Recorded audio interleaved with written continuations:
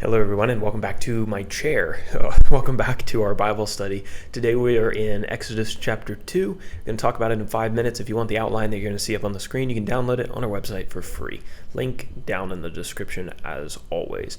All right, when did the events of Exodus chapter 2 take place? Well, this is kind of an important chapter. If we utilize the timeline that we were using in Genesis, we know that Jacob's family moved down to Egypt approximately 1706 BC.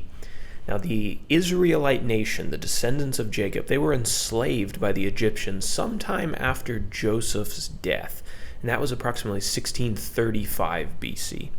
Moses is going to be born in this chapter around 1591 BC, and he's going to leave Egypt, flee Egypt, when he's about 40 years old. We've got a bunch of characters here, and pretty well-known characters. First, the Israelites, or the Hebrews. Those two terms are used interchangeably to refer to the children of Jacob. They're called the Israelites because God changed Jacob's name to Israel, if you remember that from the book of Genesis. Then we have Moses. He was a Hebrew boy who grew up in the house of Pharaoh. He's kind of a big deal in Exodus. We'll talk about him plenty more. Next, we have Amram, Jochebed, and Miriam. Amram was a Levite man who married a Levite woman named Jochebed, and they were the parents of Moses and Miriam. Miriam was their daughter and Moses' sister.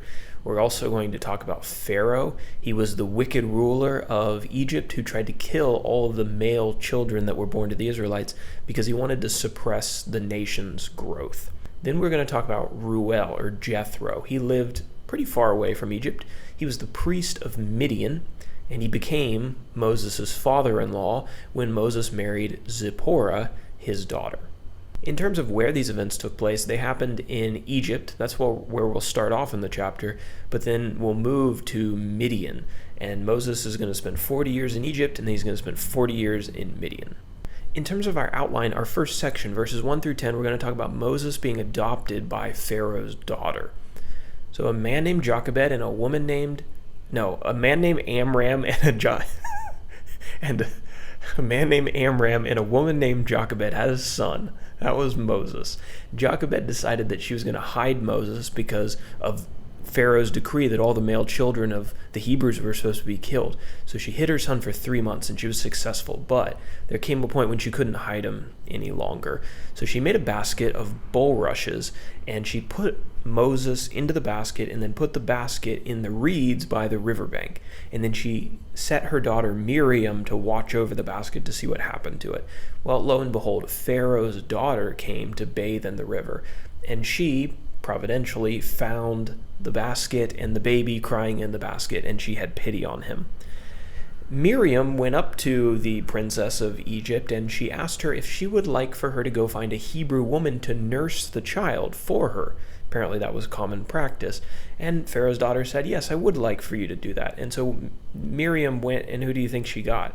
She got her mother to raise Moses for the Egyptian princess. And then Pharaoh's daughter took Moses into her house, Pharaoh's house, after a while, and she named him Moses because, quote, she drew him out of the water. In our second section, we are skipping about 40 years. Moses is 40 years old, or very close to it, when we discuss verses 11 through 15. Moses flees Egypt after he kills an Egyptian. So Moses grew up in the house of Pharaoh, but he knew that he was a Hebrew. And one day, he saw an Egyptian beating a Hebrew, one of the Hebrew slaves.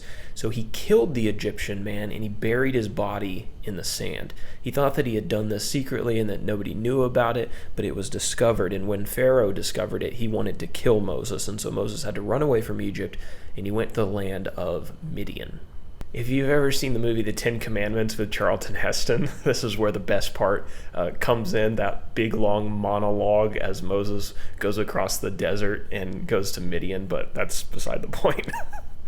We're going to talk about Moses in Midian in verses 16 through 22. So Moses met 7 daughters of the priest of Midian at a well when he arrived, and he defended them against some herdsmen or some shepherds who were trying to scatter their flocks. When the daughters told their father what Moses had done for them. Their father, Jethro, also known as Reuel, he invited Moses into his house.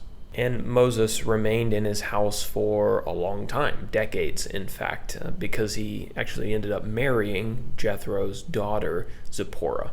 So then our final section is just 3 verses, verses 23 through 25. God prepares to free Israel from Egyptian slavery. So the Pharaoh who wanted to kill Moses died, and he was replaced by another Pharaoh, but that Pharaoh didn't offer any relief to the Hebrews who were enslaved. He was being just as hard on them, if not harder, than the Pharaoh who came before. But God heard the, quote, groaning of his people, and he remembered the covenant that he had made with Abraham, Isaac, and Jacob, that he was going to lead Israel out of their oppression and bring them to the promised land of Canaan. So that's how the chapter ends, kind of with this looking forward to the hope of God's promise, and that is going to be the relief of Israel from slavery. In terms of our application for this chapter, I've got one that comes from the interaction between Pharaoh's daughter and Moses. Personally interacting with the weak, with the suffering, with the vulnerable, rarely leaves us indifferent to their situation. It's easy to be indifferent when we're separated from the plight of others and we aren't actually physically present with them. I'm sure that Pharaoh's daughter knew about her father's murderous command, but when she came face to face with baby Moses, this Hebrew child in a basket, seeing that baby stirred up this compassion and pity inside her and revealed the barbarity of what her father was commanding her to do, her and all the other Egyptians. We want to be people of compassion who genuinely care about others and their struggles. We need to interact with the weak and with the suffering like Jesus did, so that we understand their condition and we see them as souls that are loved by God, and so that we can't walk away indifferent and go about the rest of our day ignoring the concerns that are present in the world.